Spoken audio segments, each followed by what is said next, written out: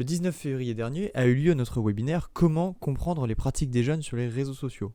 Comment fonctionnent ces derniers? En quoi peuvent-ils représenter une formidable ressource de divertissement, d'apprentissage et d'éducation? Comment se prémunir des usages problématiques? Etc. etc. Rémi Arakelian a répondu à toutes vos questions.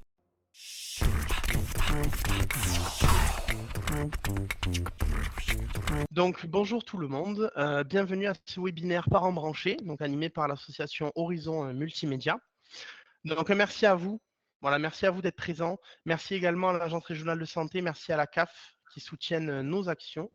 Merci à l'équipe du coup pour le côté technique, merci William. Donc aujourd'hui, édition spéciale sur les réseaux sociaux. Voilà, le titre, c'est on se pose la question de que font nos jeunes sur les réseaux sociaux, donc un vaste sujet. Le webinaire va durer, voilà, je pense, 45 minutes, 40 minutes dans ces eaux-là. L'idée, c'est de pouvoir faire un petit peu un tour global sur le sujet que font nos jeunes. Je vais vous présenter pas mal de points et puis on va quand même se laisser à la fin un petit peu de temps pour discuter parce que c'est un sujet en général où il y a beaucoup de questions. Donc voilà, je voudrais pas trop empiéter, trop parler et laisser justement la place aux questions. Donc vraiment, n'hésitez pas à les mettre dans le chat. Moi, ça me permettra de savoir quels sont vos besoins et pouvoir du coup essayer au mieux d'y répondre. Donc on va parler des différentes plateformes, on va parler des réseaux, on va parler de leur fonctionnement, on va parler des bienfaits, des méfaits, des outils pour se prémunir du coup de ces éventuels dangers ou alors au contraire des bienfaits que ça peut, enfin des bienfaits, des utilisations en tout cas positives qu'il peut y avoir hein, sur les réseaux sociaux, des clés de lecture, des ressources. L'idée, c'est pas d'avoir une approche pour diaboliser, mais de parler au contraire de sujets importants entre parents, entre professionnels, entre enseignants, pour le bien-être des jeunes. Il y a des approches positives des réseaux sociaux, ça c'est indéniable. Il y a le divertissement, il y a les apprentissages. On peut apprendre, voilà, on peut se servir des réseaux pour toutes ces choses-là, mais effectivement, ça demande une prudence, une vigilance. Les fake news, les usages addictifs excessifs, les cyberviolences. Voilà, donc du coup, c'est vraiment une très nuancée que je vais vous proposer qu'on va vous proposer dans ce webinaire. Aujourd'hui, il y a un niveau d'information vraiment énorme avec des conséquences pour les jeunes qui sont incontrôlés, qui peuvent avoir des conséquences de taille. Quand on sait justement l'importance, la prégnance des réseaux sociaux dans la vie aujourd'hui des jeunes, quelles que soient les tranches d'âge, bien entendu. Voilà. Donc l'idée, c'est de retenir vraiment qu'au final, il n'y a pas un seul grand méchant, il n'y a pas un seul grand problème, mais c'est plutôt voilà, tous ces éléments-là qu'on va essayer de voir, de cerner pour que chacun puisse approfondir ses recherches, que chacun puisse avoir des éléments ou des réponses tout simplement à ces interrogations. Voilà. Donc, un petit peu déjà, les réseaux sociaux, de quoi on parle? Aujourd'hui, les réseaux sociaux, c'est le moyen de communication le plus utilisé au monde sur internet, d'accord? Je vous ai cherché quelques chiffres, c'est 60 de la population mondiale qui utilise les réseaux sociaux aujourd'hui, soit, 4,80 000 000 pour les 16-64 ans, les réseaux sociaux, c'est à peu près 2h24 en moyenne. Voilà. C'est à peu près 66 des moins de 35 ans qui privilégient les réseaux sociaux pour s'informer. On y reviendra justement sur l'information. Tout n'est pas faux, tout n'est pas vrai forcément. Et avec l'explosion de l'intelligence artificielle récemment, on peut voir qu'il y a beaucoup de choses qui ont évolué sur les réseaux sociaux. Et l'idée, c'est justement d'avoir des clés de lecture pour ne pas tomber dans les pièges et pouvoir en parler aux jeunes sans qu'ils se retrouvent voilà, au milieu d'informations qui seraient fausses, erronées, induire en erreur, etc. Donc, ça, c'est vraiment pour la présentation brève des quelques chiffres. Également, quand on parle de réseaux sociaux, c'est important de parler desquels. Quels réseaux sociaux on parle? Parce qu'il y en a plein. Je vous ai trouvé un classement des 9 premiers réseaux sociaux utilisés en France en 2024. Alors, c'est les usages sur le nombre d'utilisateurs par mois, d'accord, par rapport à la population du coup totale. Le premier, c'est YouTube. Le premier, c'est YouTube. Il y a à peu près 39 millions 400 000 utilisateurs tous les mois sur YouTube. Donc, c'est énorme.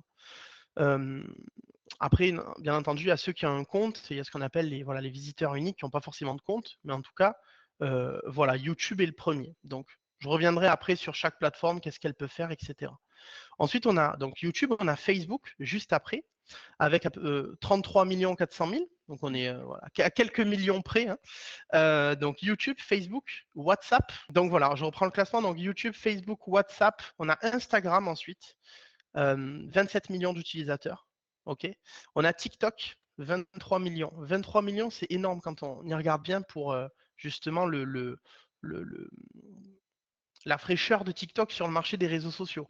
Pour vous donner un ordre d'idée, TikTok, ils ont mis 6 ans à faire ce qu'Instagram a fait en 10. Donc c'est vraiment le réseau TikTok, c'est vraiment le réseau qui a explosé. C'est pour ça qu'on en entend énormément parler dans le champ médiatique. TikTok, c'est un petit peu le réseau social de tous les records, si j'ose dire. En Europe, TikTok, c'est 150 millions d'utilisateurs, donc c'est quand même énorme. Et donc là, on sort du classement de la France. Mais TikTok, c'est quand même 1 milliard d'utilisateurs qui passent en moyenne 1h30 par jour. C'est 12% de la population mondiale, c'est énorme. Donc c'est pour ça que TikTok a un rôle aujourd'hui hyper important et on voit justement dans tout le débat politique, les lois, etc., on voit que TikTok a un rôle aujourd'hui au même titre que les géants du web qui sont là depuis 20 ans, quoi. Voilà.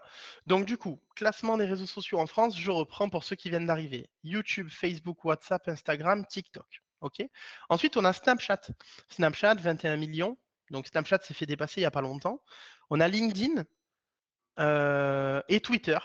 Voilà. Et enfin Pinterest. Ça, c'est pour les 9 réseaux les plus utilisés en France.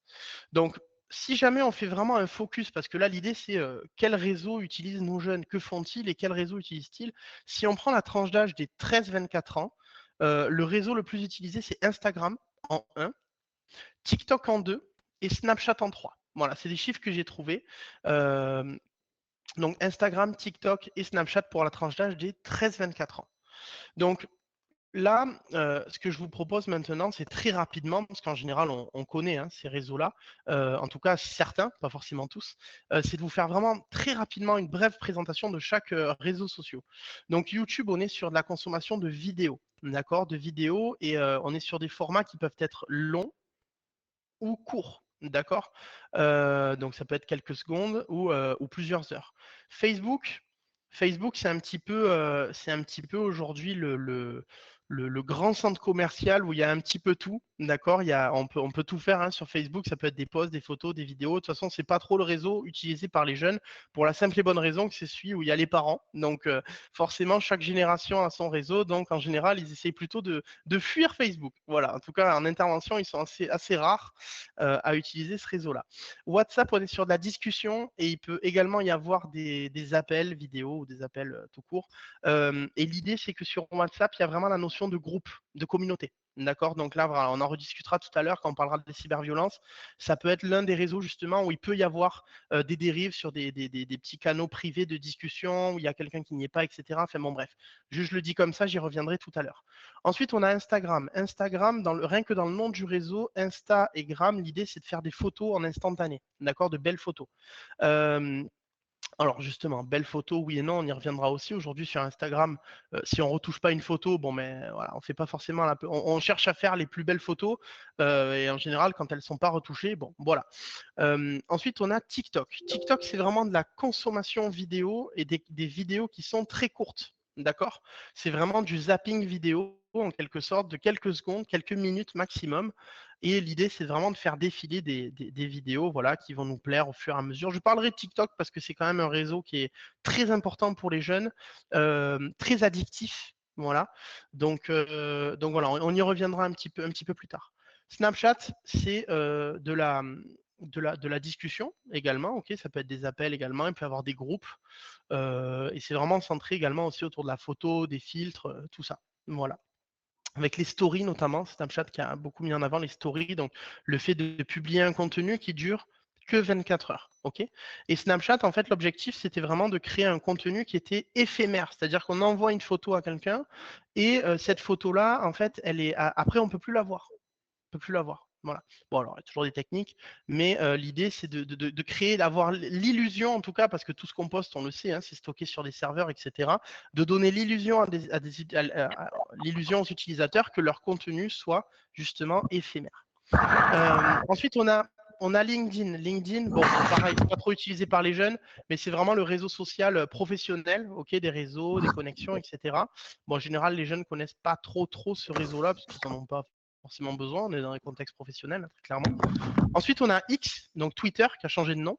Là, on est vraiment sur du post. D'accord, on est sur des posts, on est sur du relais d'informations, etc. Voilà, et puis ensuite on a Pinterest, Pinterest qui est vraiment un réseau social basé autour de la créativité.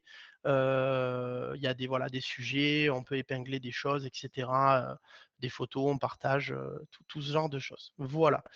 N'hésitez pas à mettre dans le chat si vous avez, voilà, vous, vos publics, vos enfants, les jeunes, de mettre si vous avez des questions sur les plateformes qu'ils utilisent. Là, dans le classement, par exemple, il n'y a pas deux plateformes qui sont quand même beaucoup utilisées par les jeunes, enfin en tout cas de plus en plus, notamment Twitch, qui est en fait une plateforme où on va regarder des lives, d'accord, des lives vidéo, des streamers qui peuvent faire des choses diverses et variées. Hein. C'est vrai que Twitch a été très connu grâce aux jeux vidéo, en fait, des streamers, des gens qui se filment en train de jouer à des jeux vidéo. Mais aujourd'hui, il existe des streams, des lives sur Twitch de tout plein de sujets, d'accord.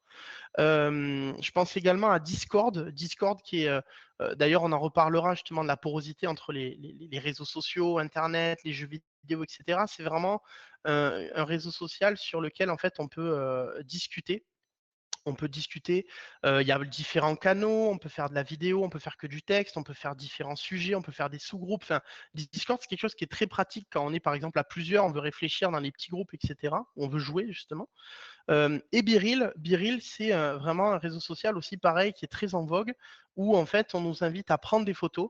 À un certain moment de la journée, on reçoit une notification, on a quelques minutes pour prendre la photo. Voilà.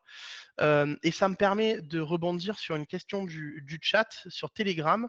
Telegram, en fait, c'est un réseau social qui est basé autour de, en fait, si vous voulez, de différents groupes, de communautés, de discussions, ok, dans lequel vous pouvez, voilà, partager tout un tas de contenus.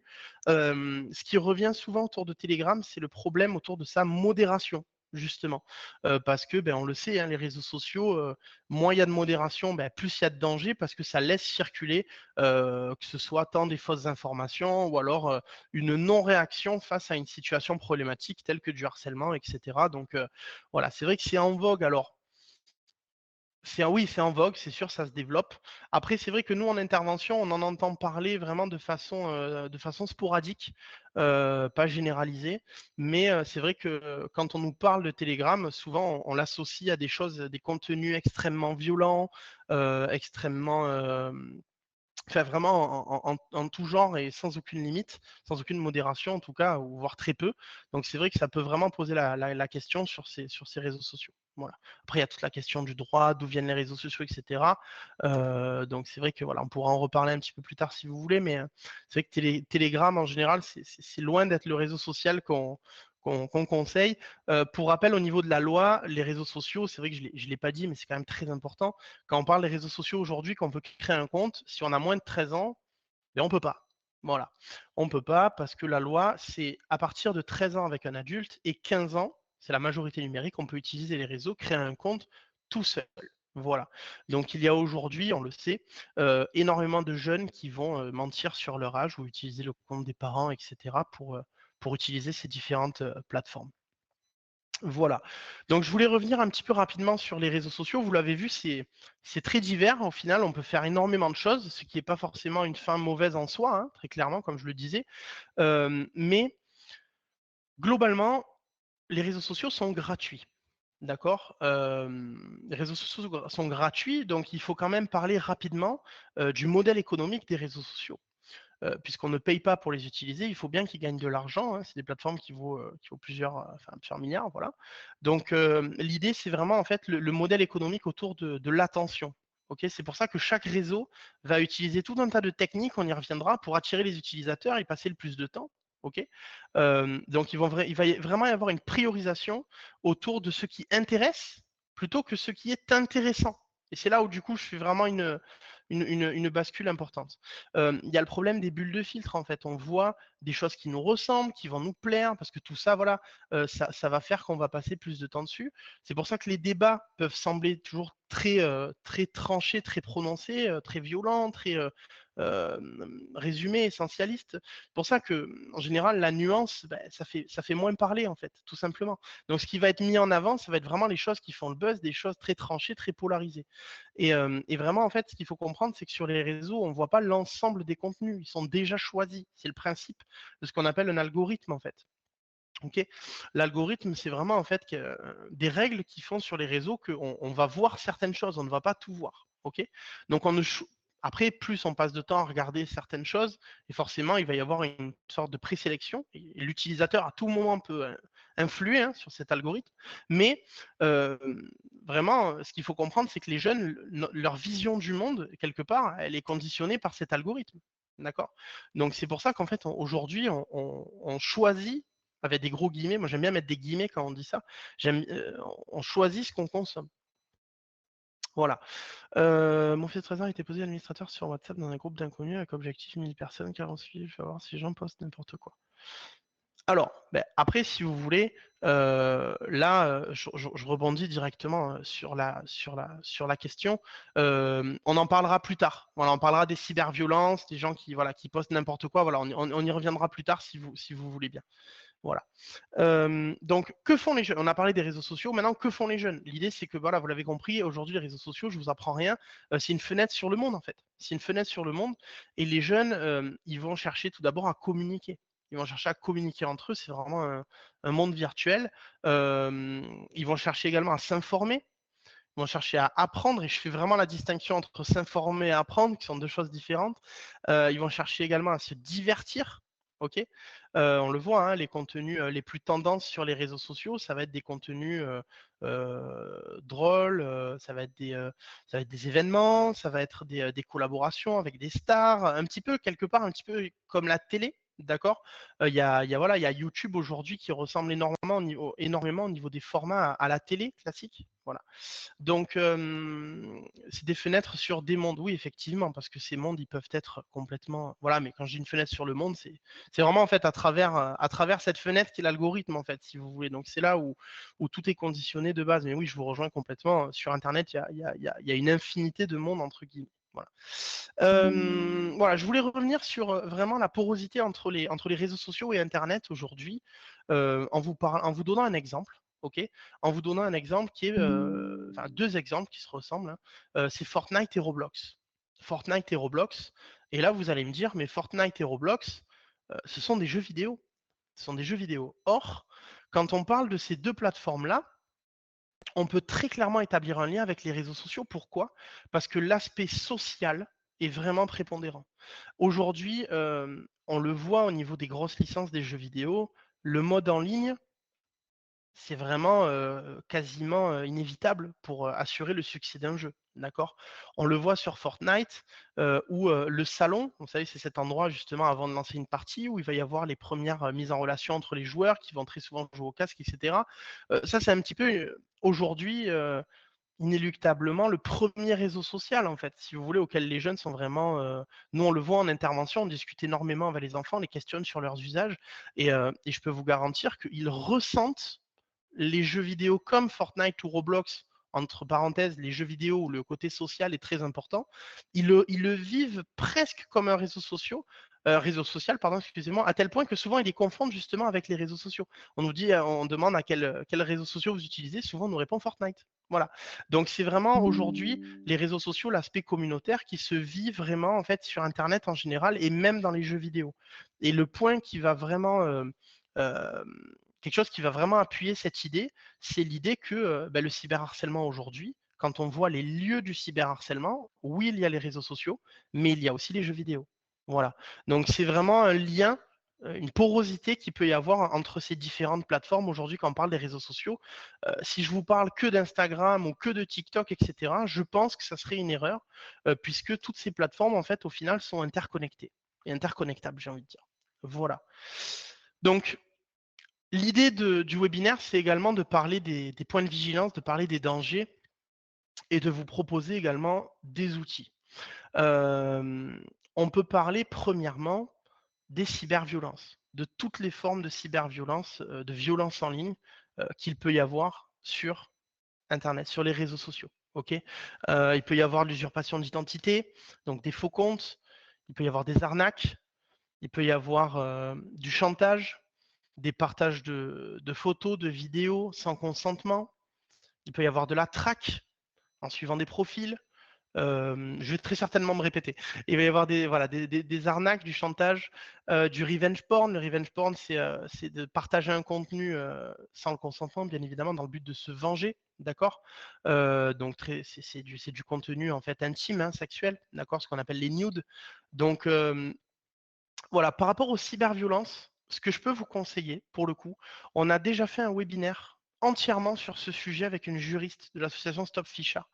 Je vous invite vraiment à aller sur notre page YouTube puisqu'on a vraiment développé sur ce sujet-là. Ça peut être, si c'est un sujet qui vous parle, qui vous intéresse, on a vraiment développé là-dessus.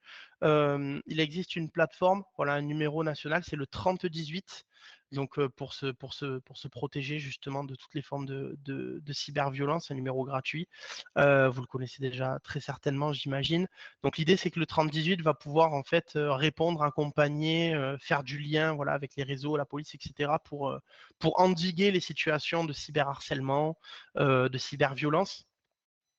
L'idée, c'est qu'aujourd'hui, les réseaux sociaux, oui, c'est un numéro national, tout à fait. C'est l'association e-Enfance en fait qui est derrière ce numéro. Ils ont encore rajouté des écoutants justement. On le sait, hein, voilà, les cyberviolences quand on voit les chiffres, c'est vraiment une priorité et un combat à mener, hein, très clairement.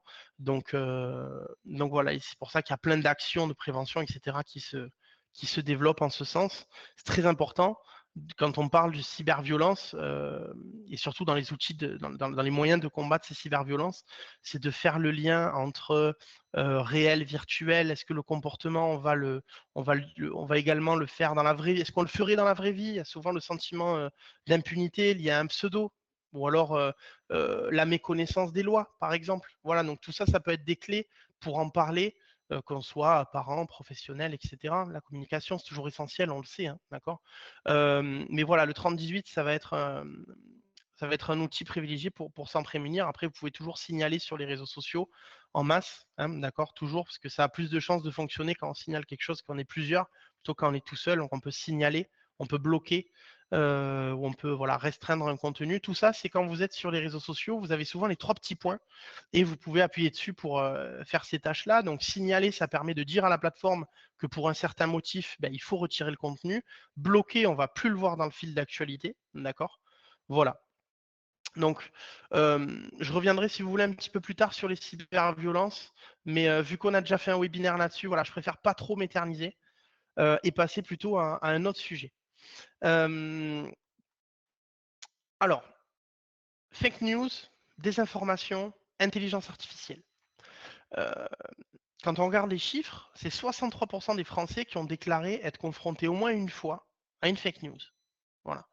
On a tous déjà vu des messages faux, notamment voilà, pendant la pandémie de Covid, par exemple, des montages photos, des montages vidéo, etc. Et comme je le disais tout à l'heure, cette désinformation, elle est polarisée, elle est très souvent mise en avant sur les réseaux. C'est-à-dire qu'une information qui fait le buzz, donc qui attire l'attention tellement elle est clivante et tellement on a envie voilà, de la partager, etc., sous le coup de l'émotion, c'est là où l'émotion a un rôle majeur, surtout auprès des jeunes. Euh, c'est là où en fait un contenu qui est complètement faux a beaucoup plus de chances d'être mis en avant sur les réseaux plutôt qu'un vrai. Voilà. Donc ça, c'était pour les fake news. Alors après, on le sait, hein, pour détecter une fake news, on peut regarder la date de publication, on peut faire une recherche d'image inversée sur les réseaux sociaux. Vous savez, donc en fait, on va prendre la photo, on va la mettre dans un moteur de recherche, et en fait, le moteur de recherche va nous dire, voilà, la photo, elle a été mise ici à telle date, ici à telle date, ici à telle date. Et forcément, dans les fake news, souvent, c'est des photos hors contexte qui servent à dire un propos complètement faux d'un événement qui vient illustrer un autre événement. Enfin, voilà. Donc ça, c'est les fake news. Ça existe depuis depuis la nuit des temps, depuis la nuit d'Internet. Mais l'idée, c'est qu'avec l'intelligence artificielle, c'est pour ça que je fais le lien là-dessus, il y a des nouvelles façons, d'accord, de créer des contenus complètement faux. Est-ce que les fake news sont répréhensibles? Oui, complètement. Complètement. Notamment la diffamation. Enfin voilà, il peut y avoir du lien juridique qui peut se créer, hein, très clairement. Ok. Au niveau des fake news. Manipulation. Enfin oui, oui, complètement. Je vous renvoie justement vers une chaîne notamment, une chaîne YouTube. Alors il y en a plein, hein, si vous voulez, je pourrais en fin de présentation, voilà, on pourra faire un focus là-dessus. Mais je pense notamment à la chaîne YouTube G 1000 grammes, comme le test de 1000 grammes, ok, qui en fait va faire plein de vidéos où il va débunker, c'est-à-dire qu'il va prendre certains sujets et il va reconstituer petit à petit toutes les faussetés, tous les faux, tous les fakes, etc. Pour justement rétablir une forme de vérité, de questionnement scientifique. En tout cas, c'est ça dont il est l'objet, afin de ne pas se faire avoir, notamment sur, vous savez, des sciences alternatives, des pseudosciences, voilà, toutes ces choses-là qui peuvent avoir, voilà, très clairement des conséquences directes sur la santé d'un individu, en fait, hein. Voilà, donc c'est pour ça que oui, complètement, ça peut être répréhensible. Il y a un trafic d'influence, de manipulation, etc. C'est complètement, voilà. Il y a aussi la question il y a la question des fermatrolls, par exemple. Les fermatrolls, c'est vraiment en fait alors c'est complètement illégal, hein, on est bien d'accord. Mais en fait, c'est voilà des organisations qui vont en fait publier, si vous voulez, plein de commentaires, etc., pour donner du trafic, de l'importance en quelque sorte, et faire un contenu qui va monter, voilà, qui va être mis en avant. Alors, vous pouvez donc rechercher. Alors, je vois la question. Merci William pour la page du coup de G 1000 grammes. Quel logiciel pour rechercher les images inversées? Alors, il y en a plusieurs.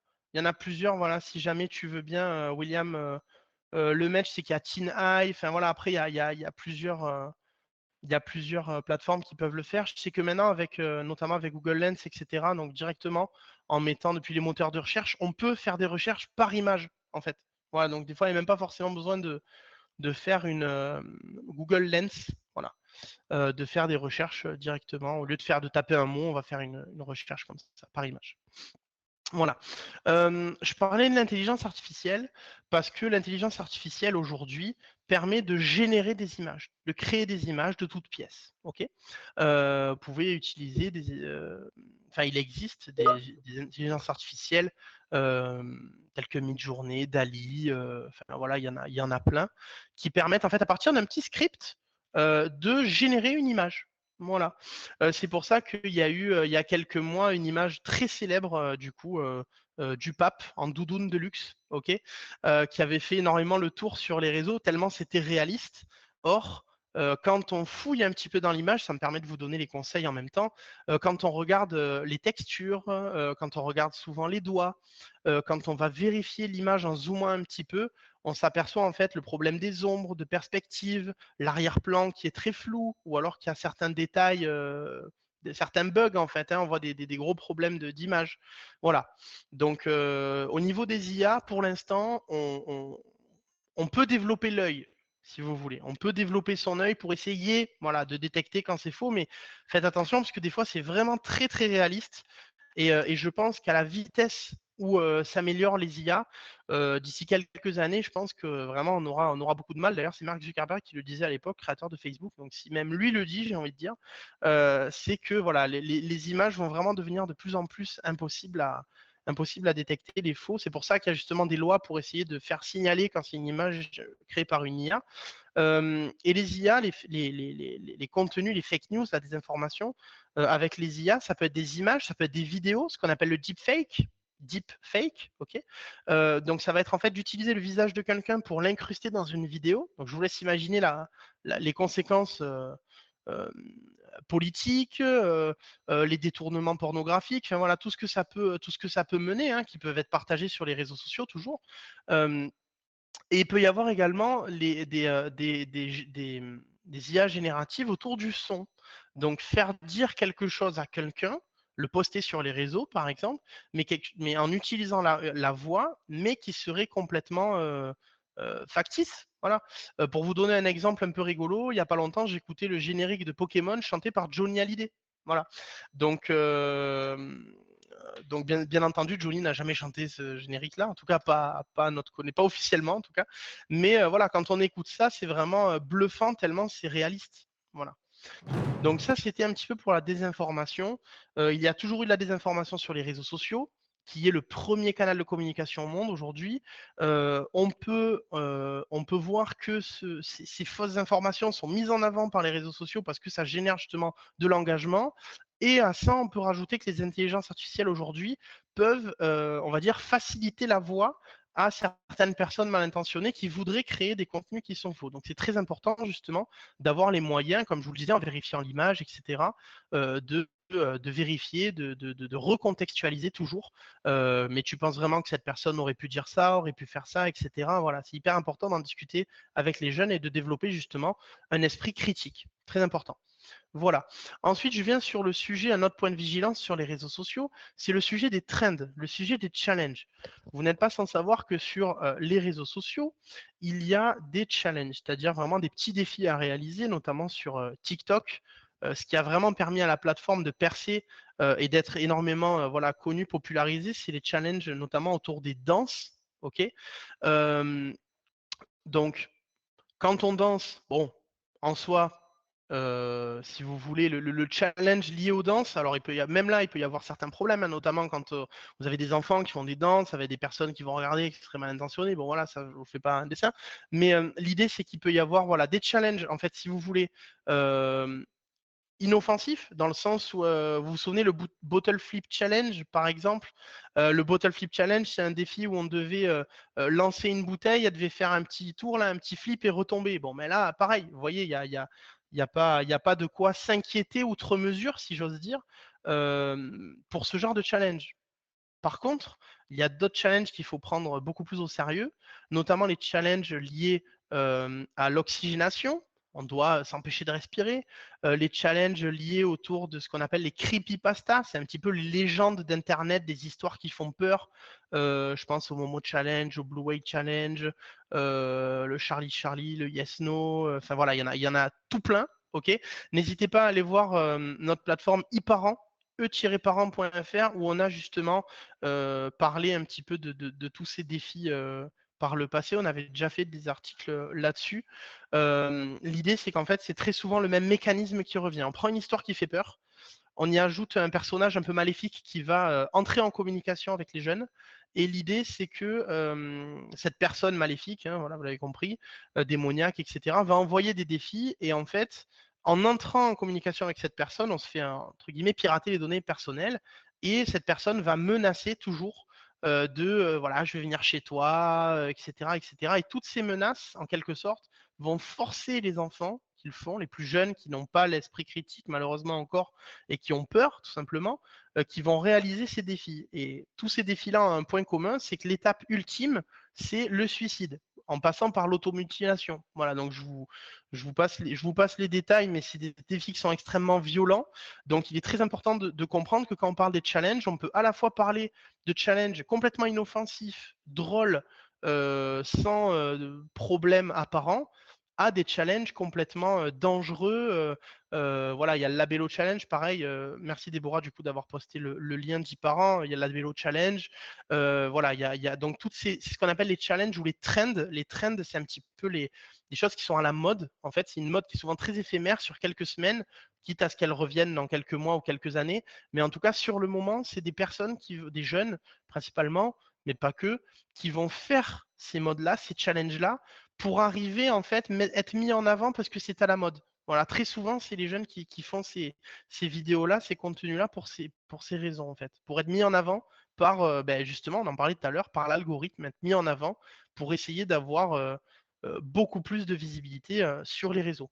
Donc là, la solution, bien entendu, c'est d'en discuter. Ça va être de conscientiser la dangerosité de certains challenges, de recontextualiser, de se poser des questions. Enfin, l'idée, c'est vraiment, là, pour le coup, c'est la communication, en fait, hein, qui est vraiment au centre du problème, hein, parce que Nous, on le voit en intervention, on a justement, souvent, on va discuter de ces challenges-là quand on nous le met sur la table. Et en fait, au fil de la discussion, les élèves se rendent compte qu'ils ont peur de quelque chose qui n'existe pas, tout simplement. Donc voilà, c'est ça qui est vraiment essentiel à transmettre. Pareil, un autre point de vigilance, ça sera les influenceurs, les relations parasociales. Donc, relations parasociales, hein, je le rappelle, c'est toute forme de relation ou d'interaction, en fait, à sens unique, si vous voulez. Il n'y a pas de retour. Donc, les relations parasociales, ça existe depuis très longtemps. Vous prenez un personnage de fiction, une personnalité publique, un acteur, un chanteur, peu importe, c'est une relation parasociale. Voilà. Le simple fait d'avoir, par exemple, un enfant qui va être qui va avoir pour modèle certains youtubeurs, certains instagrammeurs, etc. Enfin, instagrammeuses, youtubeuses, enfin voilà. Je précise pas à chaque fois, mais bien entendu, hein, voilà. Je vous invite également à revisionner, on avait fait un webinaire là-dessus, voilà, avec Baptiste Desmontiers de Cool Mag. On avait vraiment pu fouiller, voir comment on peut parler de ce sujet-là avec les enfants, quand les enfants veulent devenir influenceurs, youtubeurs, gamers pro, justement, voilà, c'est des choses qu'on entend très souvent dans les classes. L'idée, ça va être petit à petit de discuter, pas de briser leurs rêves, bien entendu, mais plutôt de déconstruire, parce qu'il y a énormément d'écueils, énormément de mythes, énormément de fausses informations.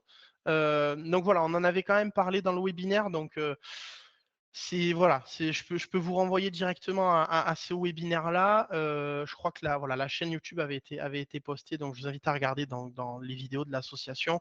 Mais l'idée, c'est qu'aujourd'hui, l'influence sur les réseaux, elle est omniprésente, en fait, via les placements de produits. Alors, au niveau des créateurs de contenu, les influenceurs, c'est la même chose. Ok, ça va être en fait des personnes qui vont créer des contenus et qui vont se servir de leur communauté pour être en quelque sorte des personnages publicitaires qui vont attirer les marques et qui vont voilà, être payés en fonction du nombre de vues, etc., par la plateforme directement, ou alors directement par une marque pour le présenter dans la vidéo. Voilà, c'est ça aujourd'hui les influenceurs, très clairement. Et le problème, c'est quoi? Le problème, c'est qu'au niveau des influenceurs, il y en a certains qui font du contenu très qualitatif, et j'ai pas peur de le dire. Il y en a qui ont vraiment un contenu vérifié, sourcé, euh, voilà, qui le disent hein, dans les vidéos. J'ai refusé des collaborations avec certaines marques que je jugeais pas éthiques, etc. Donc il y a un vrai travail, on va dire, éditorial qui est fait pour certains créateurs. Mais d'un autre côté, il y a aussi certains influenceurs qui se servent en fait de cette popularité pour faire du chiffre en fait, hein, très clairement. Donc ça donne lieu à des placements de produits, à des pas éthiques, ou alors à se servir de sa popularité pour promouvoir des pratiques justement qui sont absolument pas adaptées pour un enfant. Pour un enfant, tout court. Voilà. Est-ce qu'on a une idée de la quantité de fausses informations qui circulent sur les réseaux? Alors oui, j'ai plus le chiffre en tête. J'ai plus le chiffre en tête, mais en tout cas, euh, une fausse information circule en général, je crois, 5 fois plus vite qu'une vraie. Ça, si je me trompe pas, je peux peut-être me tromper, William. Je t'invite à aller, à aller regarder, vérifier. Mais voilà, souvent les fausses vidéos voilà, circulent. La quantité, alors après, c'est dur à dire, vraiment. Mais voilà, donc je passe ça là. Alors, si vous voulez, il n'y a pas que forcément le besoin d'attention. Je rejoins votre question, mais 6 fois plus vite. Pardon, j'étais pas trop loin. Donc, si vous voulez, il y a un sentiment d'appartenance aussi à une génération, il y a une pression sociale qui se met en place, très clairement. Tout à l'heure, on parlait de Fortnite. Aujourd'hui, avoir une tenue sur Fortnite, c'est une marque d'appartenance sociale, si vous voulez. Alors oui, ça ne sert à rien parce que c'est purement esthétique, mais aujourd'hui, dans l'usage des jeunes, c'est une façon d'être vous voyez, c'est un petit peu comme dans la cour de récréation. Enfin, c'est un petit peu les mêmes modèles de façon virtuelle et numérique. Mais oui, je vous rejoins. Je vous rejoins. Mais voilà, il y a aussi, y a pas que ça. On le voit aujourd'hui, les réseaux sociaux, c'est un canal privilégié pour, euh, voilà, que les jeunes utilisent comme moteur de recherche. Très clairement. Moi, en discutant avec les jeunes, des fois, je leur demande, admettons, tu te poses une question, qu'est-ce que tu fais? Ben, très souvent, ils me disent, je vais sur mon réseau, Snap, Insta, sur YouTube, je tape ça et je vois ce qui sort. C'est en fait vraiment un canal pour rechercher des choses. Voilà. Donc, c'est là où justement les influenceurs, avec la réponse qu'ils vont apporter à ce questionnement, ont un rôle hyper important. Et derrière les influenceurs, si vous voulez, c'est comme dans tout apprentissage en général, le feedback va être hyper important pour vérifier l'information, si elle a été juste, si elle est censée, si elle est sourcée, si elle est actualisée. Donc voilà, c'est hyper important derrière de discuter avec les enfants pour s'assurer que le message véhiculé par les influenceurs soit voilà, éthique, adapté, tout ça. Voilà. Un sujet très important qu'il faut qu'on évoque, c'est la dépendance et l'addiction. D'accord. Quelque chose qui revient très souvent quand on parle des réseaux sociaux et notamment de TikTok, mais pas que, on l'a dit tout à l'heure, ça va être vraiment en fait l'addiction à la plateforme. Alors je vous invite tout de suite à regarder la série d'Arte qui s'appelle Dopamine, qui vraiment va prendre plateforme par plateforme et nous expliquer en quelque sorte ce qui rend accro à telle et telle plateforme. Donc c'est intéressant parce que là vraiment c'est un focus par plateforme et ça permet de voir un petit peu le fonctionnement de celle-ci. Mais l'idée autour de la dopamine, c'est que chaque forme de récompense en fait va générer donc de la dopamine dans le cerveau, ok. Et en fait cette dopamine en fait, motive l'utilisateur à rester plus longtemps, à rester plus longtemps et à, si vous voulez, à consommer toujours plus. Et on l'a vu, hein, aujourd'hui, c'est le modèle économique, voilà, des réseaux sociaux, ça repose sur l'attention. Donc, plus on donne envie d'y aller via des formes de récompense, plus on facilite l'usage. Vous voyez, par exemple, sur TikTok, on n'a pas d'action difficile à effectuer. On a juste, en fait, un petit mouvement de la main à faire et avec toute l'information qu'on peut bénéficier d'un simple geste, c'est ça qui peut expliquer justement comment on peut à ce point avoir, enfin comment le réseau peut avoir une emprise autant sur l'utilisateur. Donc voilà, j'ai pas forcément le temps parce qu'il va falloir que passer à la conclusion dans pas longtemps, malheureusement. C'est un sujet sur lequel on pourrait parler pendant des heures, mais l'idée c'est que euh, sur les réseaux sociaux, il faut reprendre le contrôle au niveau du temps, au niveau du contenu également. Je rappelle quand même que le cortex préfrontal, il se développe jusqu'à 25 ans. Donc, justement, en termes de prise de décision, si vous voulez, plus on va surexciter le système de dopamine dans le cerveau, et moins ça va justement aider à se réguler, à prendre la décision, voilà, peut-être la plus neutre, en tout cas sans influence directement du réseau social. Donc l'idée, c'est de reprendre le contrôle. On peut limiter le temps d'écran, on peut conscientiser, discuter pourquoi on y passe des heures et des heures par jour, et petit à petit changer les habitudes. Donc c'est là où en fait c'est très important de ne pas confondre la flemme des jeunes, voilà, le flegme des jeunes, avec le fait qu'ils soient la proie quelque part des plus puissants algorithmes sur ces réseaux. Très important. Donc, il faut savoir que chaque swipe sur TikTok, ça libère de la dopamine, mais la dopamine, il y en a partout. Il y en a dans les jeux vidéo, il y en a dans les réseaux sociaux. Un simple like, en fait, tout simplement peut donner la motivation, en tout cas dans le cerveau, à renforcer cette pratique, cet usage. Et, et voilà. Donc après, des solutions, il y en a d'autres hein, contre la dépendance au réseau. Il y en a plein qui, voilà, qui désactivent les notifications parce qu'on y pense moins. Il y a aussi très intéressant une étude qui avait été menée où en fait on enlève les couleurs du téléphone parce qu'on sait que les couleurs jouent un rôle également sur l'attractivité entre guillemets voilà, que les réseaux peuvent avoir. Donc voilà ce que je voulais dire sur la dopamine. Malheureusement, j'ai pas le temps de développer. Il y aurait plein de choses à dire. Il y a le côté récompense aléatoire. On ne sait pas sur quoi on va tomber. Voilà, il y a vraiment plein de choses qui peuvent expliquer au final que les réseaux sont très attractifs aujourd'hui. Et c'est ça qui peut, en tout cas qui peut, c'est pas la seule piste, mais qui peut expliquer une utilisation excessive des réseaux qui peut, voilà, plusieurs heures par jour, etc. Voilà. Donc, j'espère que je ne vous ai pas perdu, que c'était assez clair. Je suis désolé, j'aimerais pouvoir développer sur chacun des sujets, mais malheureusement, on peut pas, on va pas pouvoir rester hyper longtemps. Donc, n'hésitez pas si vous avez des questions. En tout cas, je vous remercie pour votre écoute. Je vous invite à regarder tous ces petits liens qu'on vous a partagés. N'hésitez pas à aller sur notre site internet horizonm.fr. Tout en bas, vous retrouvez des Padlets, donc c'est des sites ressources par thématique qui peuvent être très, très intéressantes. On a le site e-parent.fr, iparent.fr, sur lequel vous pouvez retrouver un petit peu des actualités. Voilà, dans notre équipe, on essaie de faire le plus d'articles possible. Donc, merci à vous pour votre participation. J'espère que ça vous a donné quelques pistes, quelques clés de lecture. L'idée, c'est vraiment de ne pas diaboliser. Il peut y avoir les réseaux sociaux, il y a à boire et à manger, comme on dit. Il peut y avoir vraiment une approche positive comme dangereuse. Souvent, on pose la question danger ou opportunité sur les réseaux sociaux. Moi, je trouve que c'est impossible de répondre à cette question, en tout cas pas de façon manichéenne. C'est pour ça que ça demande une vigilance accrue. Après, je tiens à vous rassurer sur le niveau de connaissance nécessaire. Le niveau de connaissance nécessaire, on n'a pas besoin d'être un expert. Très souvent, nous, en tout cas, quand on discute avec les jeunes, on se rend compte que la communication, c'est vraiment la clé. Danger et opportunité, voilà, je suis complètement d'accord avec vous, ça dépend de comment on l'utilise. Quand on discute avec les jeunes, une communication vraiment posée, on prend le temps. Tout à l'heure, il y a quelqu'un qui soulevait le fait d'accorder justement ce temps-là, qui peut être très important. C'est vrai que quand on amène à l'enfant une discussion autour des réseaux sociaux, ça peut l'aider à éviter certains dangers. Enfin, je reviens sur la question des cyberviolences, par exemple, dont on a trop peu parlé malheureusement. Mais l'idée, c'est que vraiment, à travers la communication, on va pouvoir trouver des solutions, même si on n'est pas expert. Voilà.